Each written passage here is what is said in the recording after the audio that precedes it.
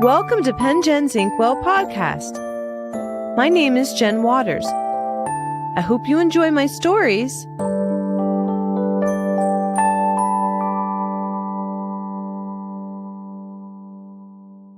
The Nativity Spider was inspired by the German and Ukrainian Christmas legend of the spider. It's an Eastern European folktale where if you can't afford to decorate your Christmas tree, then spiders decorate the tree with cobwebs, and on Christmas Eve, then the spider webs turn into gold and silver tinsel, making the Christmas tree owner wealthy. In some versions of the story, sunlight touches the spider webs and they turn into tinsel.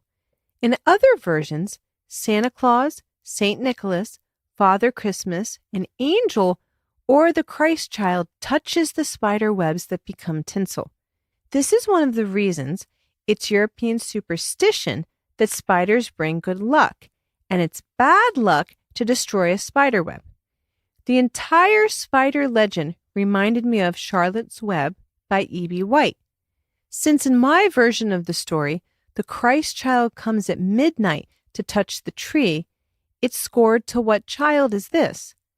I placed the story in New York instead of Europe, and I imagine many of the uppity guests as some of my parents' friends who would come to my mom's Christmas parties when we were young. My mom especially liked to make crab dip for the parties. I spent the whole day helping her clean the house and decorate, and I would serve the hors d'oeuvres. Sometimes I felt a bit like the spiders. That's why when the Christ child comes in the story, he speaks to Betsy from the Psalms and says, "The earth is the Lord's and everything in it." Basically, spiders, like every other creature great and small, are beautiful and shouldn't be squashed, especially at Christmas. So here's the Nativity Spider. I hope you enjoy it very much.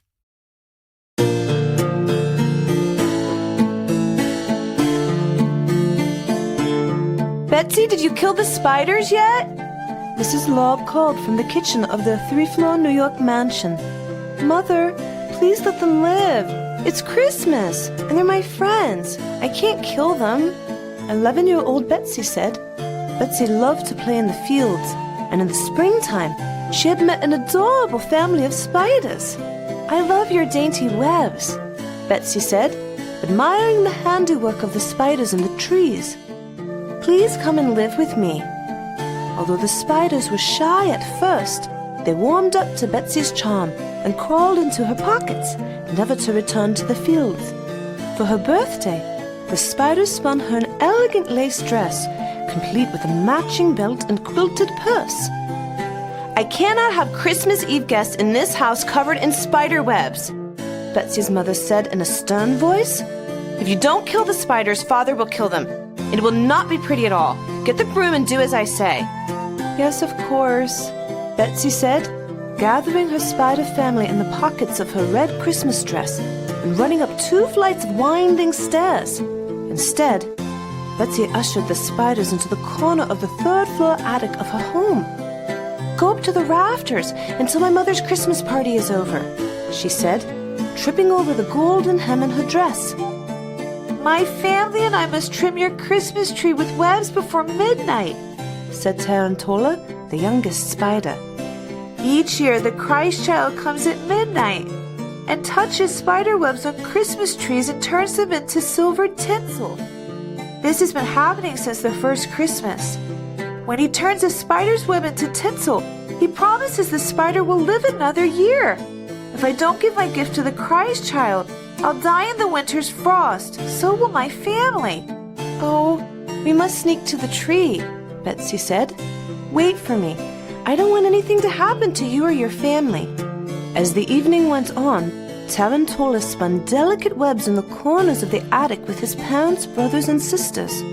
In the rest of the house, guests danced to Christmas carols as holly, ivy, and garland decorated every window and door. The Christmas tree towered at 12 feet tall, with limbs that balanced crystal ornaments and glistening balls. Servants mingled among the guests with trays full of Christmas pies and 3-layered chocolate cakes. Betsy ate crab dip with sourdough bread, making her way to the punch bowl a time or two. Are you having fun, darling? Mrs. Lobb said. See why you had to get rid of those horrid spiders? Spiders? Does she still play with those ugly creatures? Mr. Lobb said. Oh, if I see a spider, I'm stepping on it. Father, don't be so nasty. The spiders are lovely. They only want to decorate the house with their webs, Betsy said. Don't let anyone hear you say that, Betsy, Mrs. Lobb said. The guests will think I raised a filthy child. Honestly, I know you mean well, but people might think you're not in your right mind, Mr. Lobb said. Mr. and Mrs. Lobb turned to entertain their uppity guests, shushing Betsy before she could say another word. Why do I feel like the spiders are my only real friends? Betsy whispered to herself, looking at the grandfather clock. The hands on the clock said it was already 11:30, and in less than half an hour, the Christ child would come. Tarantola must spin his webs for the Christ child before midnight, Betsy said to herself, counting the minutes. The Christ child does come at midnight, doesn't he? The widow Rafters whispered in Betsy's ear. It's time for me to hurry home, the widow said, grabbing her mink jacket. He's been to visit my home almost every year to bless the spider webs on my Christmas tree. Your mother must have never known this. Merry Christmas! Merry Christmas, Betsy said, hugging the widow. You are nicer than most of my parents' friends. Betsy ran up 2 flights of stairs to the attic, swinging open the door, only to find the attic in beautiful artistic webs. Oh, I can't see a thing. Tarantola, you spun so many webs that I can't even find you. Where are you? She said. I'm right here, Betsy. Isn't it midnight by now? Tarantola said, sliding down his web into the palm of her hand. It's 5 minutes until midnight, but my mother's party is still going on, Betsy said. My parents and their guests will kill you if they see your webs in the tree. My best idea is to wait until they leave and decorate the tree after midnight. I'll surely die, and so will my family, Tarantola said. I can't wait. Carry us down to the Christmas tree. If you insist, but Father might step on you, Betsy mumbled, trying to remember where she had last seen the broom. She gathered Tarantola and his family into her dress pockets, ran down the stairs, and hurried past guests to the tree. Here you go. You have about 2 minutes before the clock strikes midnight, Betsy said to Tarantola and his relatives. As Betsy ran to the corner of the room, the spiders scurried up and down the Christmas tree, spinning webs. Is that a spider?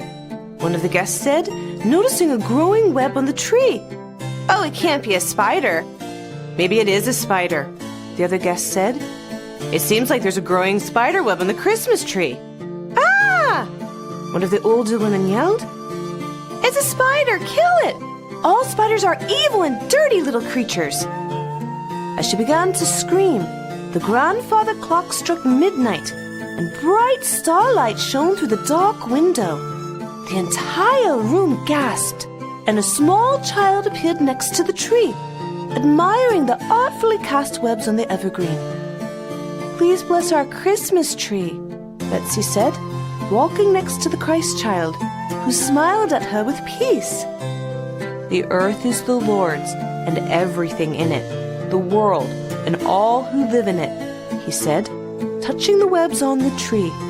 As he touched the webs, they transformed into shining silver tinsel from every branch of the Christmas tree. Then the child disappeared in the starlight, as if he was only Betsy's Christmas wish.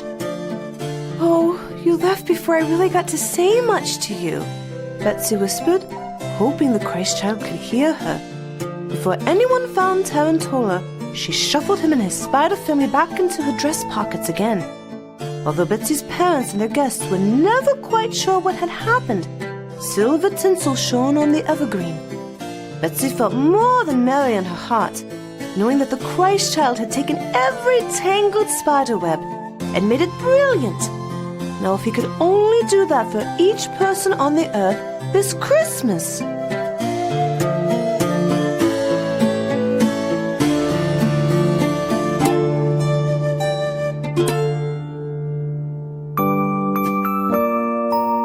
This has been Pengen's Inkwell Podcast. I wrote and performed all the original stories in the podcast. This podcast is produced by Eric Baines, who scored all the stories and poems in the series to original and public domain music.